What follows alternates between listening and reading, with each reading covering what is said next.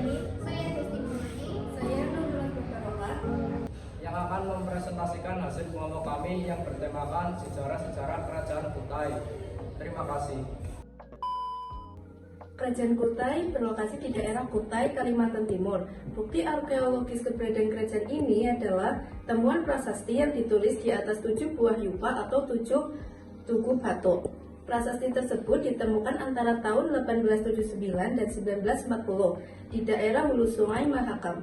Prasasti tersebut ditulis dengan huruf Pallawa dan bahasa Sanskerta.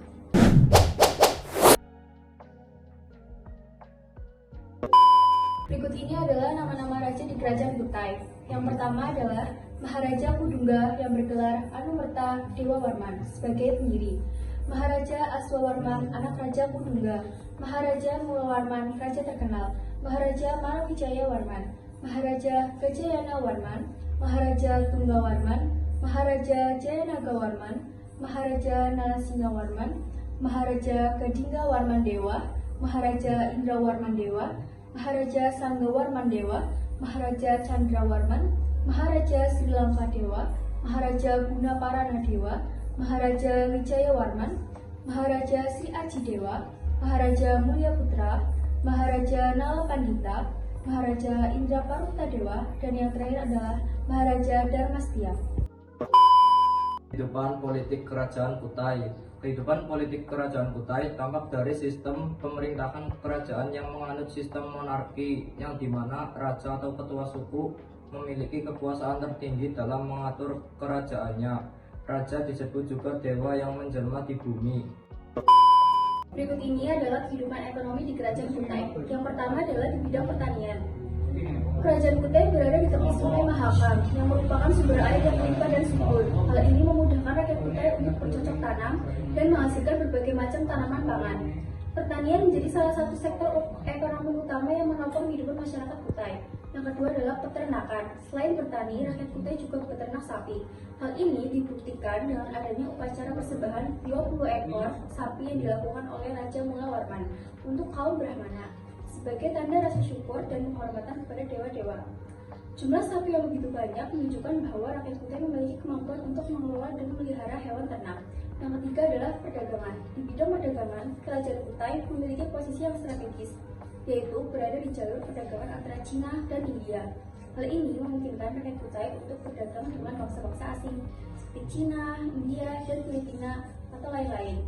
Rakyat Kutai menjual hasil bumi dan hutan seperti rempah-rempah, kayu, rotan, damar, dan lain-lain. Mereka juga membeli barang-barang yang dibutuhkan seperti kain, hiasan, logam, dan lain-lain. Perdagangan menjadi salah satu sumber pendapatan dan kekayaan bagi rakyat Kutai. Dari uraian di atas, dapat disebutkan bahwa kehidupan ekonomi Kerajaan Kutai sangat berkembang dan maju. Hal ini menunjukkan bahwa Kerajaan Kutai merupakan kerajaan yang memiliki peradaban yang tinggi dan berpengaruh di Nusantara. Kerajaan Kutai juga menjadi bukti bahwa masyarakat Indonesia sejak dahulu sudah memiliki kemampuan dan kreativitas dalam mengelola sumber daya alam dan berinteraksi dengan bangsa-bangsa lain. Demikianlah kehidupan ekonomi Kerajaan Kutai. Adapun kehidupan sosial Kerajaan Kutai dapat ditunjukkan dengan komunikasi masyarakatnya yang cukup terdidik. Kehidupan sosial Kerajaan Kutai tampak dari beberapa aspek, antara lain: 1. Masyarakatnya menganut agama Hindu yang berasal dari India. Hal ini turut mempengaruhi kebudayaan masyarakat setempat. 2.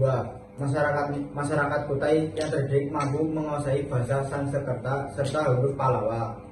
3. Kehidupan budayanya cukup berkembang karena terdapat upacara Fratiastoma. Upacara tersebut diadakan di masa pemerintahan Raja Mulawarman. Adapun pemimpin upacara tersebut adalah seorang Brahmana asli Kutai. 4. Masyarakat Kutai memiliki kesadaran ilmu pengetahuan yang tinggi. Masa kejayaan Kerajaan Kutai terjadi pada masa Raja Mulawarman. Keadaan ekonomi pada masa itu berkembang sangat pesat yang dapat dilihat dari perekonomiannya. Dalam salah satu prasasti peninggalan Kerajaan Kutai menyatakan bahwa Mulawarman pernah menyelenggarakan upacara selamatan emas yang sangat banyak. Emas tersebut dibagikan kepada para rakyatnya. Selain itu juga dijadikan sebagai persembahan para dewa. Kerajaan Kutai ini telah menjalin hubungan perdagangan internasional yang cukup besar. Para pedagang yang telah melewati jalur perdagangan internasional kerap bercakram singgah terlebih dahulu di Kerajaan Kutai. Tidak hanya itu, kejayaan ini juga terlihat dari adanya golongan terdidik yang terdiri dari kasta ksatria dan brahmana. Golongan tersebut kemungkinan besar telah berlayar ke India atau pusat-pusat penyebaran agama Hindu di wilayah Asia Tenggara. Masa peruntukan Kerajaan Kutai bercorak Hindu berakhir saat Raja Kutai Maharaja Dharma Setia tewas di tangan Raja Kutai Kartanegara ke-13, yaitu Aji Pangeran Anung Panji Mandapa.